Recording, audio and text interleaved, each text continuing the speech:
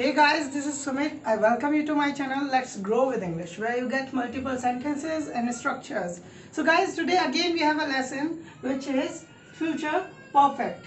So today we will learn about future perfect tense and when do we translate it and how do we translate it. हम इसको कैसे बनाते हैं और कब बनाते हैं ये सीखेंगे इसमें. So सबसे पहले कब बनाते हैं इसको मैंने हिंदी में लिखा हुआ है कर चुका होगा, कर लिया होगा या कर दिया होगा.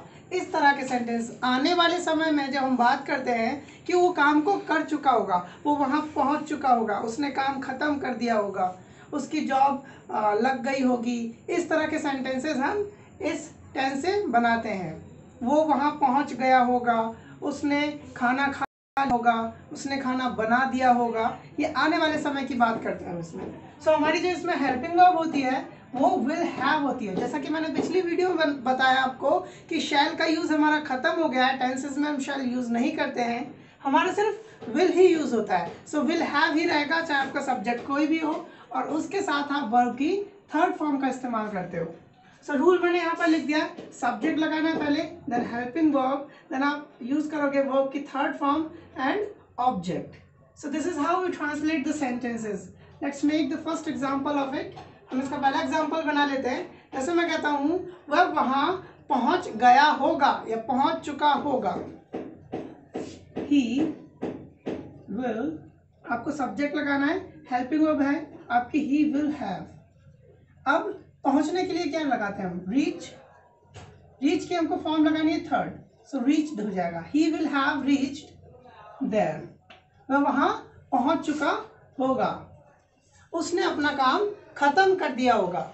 हम आने वाले समय की बात करते हैं. जैसे उसने शाम को 5 बजे अपना काम खत्म कर दिया होगा. अगर मैं कहता हूँ कि उसने शाम को 5 बजे तक अपना काम खत्म कर दिया होगा, so he will have finished his work.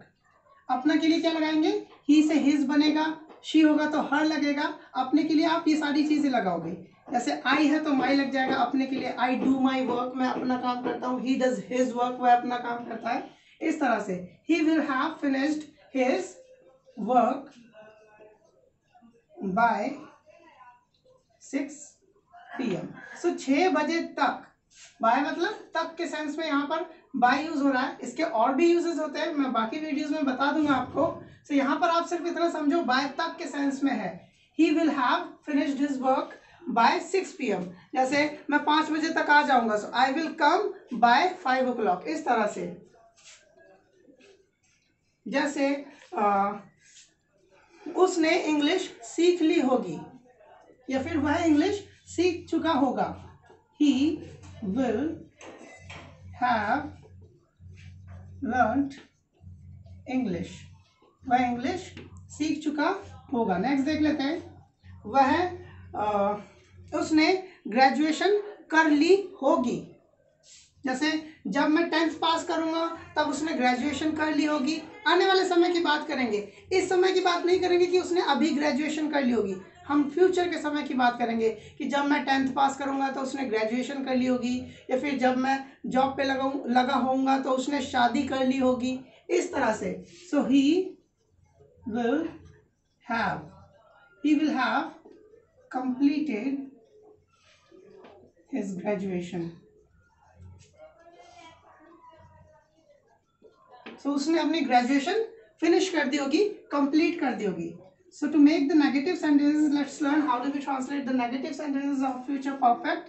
So मैंने बताया था जब हमारी हेल्पिंग वर्ब 2 वर्ड्स की होती है तो नॉट, नेगेटिव बनाने के लिए हम नॉट हमेशा बीच में लगाते हैं, तो विल नॉट हैव हो जाएगा. जैसे उसने काम नहीं खत्म किया होगा या फिर उसने शादी नहीं की होगी. जब तुमने ग्रेजुएशन की होगी तो उसने शादी नहीं की होगी. सो कैसे बनाओगे आप, ही, या फिर लड़की है तो आप कह दो she will not have married. सो उसने शादी नहीं की होगी. नेक्स्ट देख लेते हैं.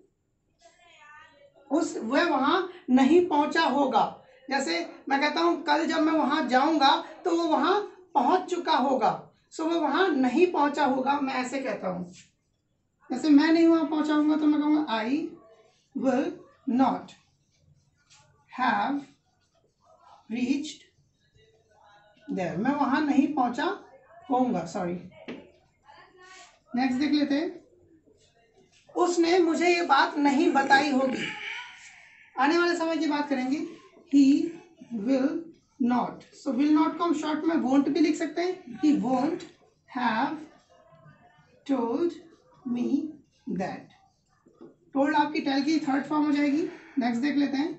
उसने ग्रेजुएशन नहीं कंप्लीट की होगी. He won't have completed his graduation.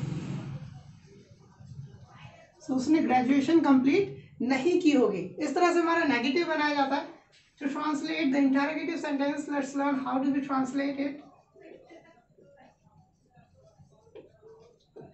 So interrogative में हमें पता है हम हमेशा हेल्पिंग वर्ब को उठा करके आगे रख देते हैं. So यहाँ पर सिर्फ हमारा फर्स्ट लेटर आपका इंग्लिश का हेल्पिंग वर्ब का उठा करके आगे रख दिया जाएगा. क्या वो वहां पहुंच चुका होगा? So will he have reached there. तो क्या वो वहां पहुंच चुका होगा?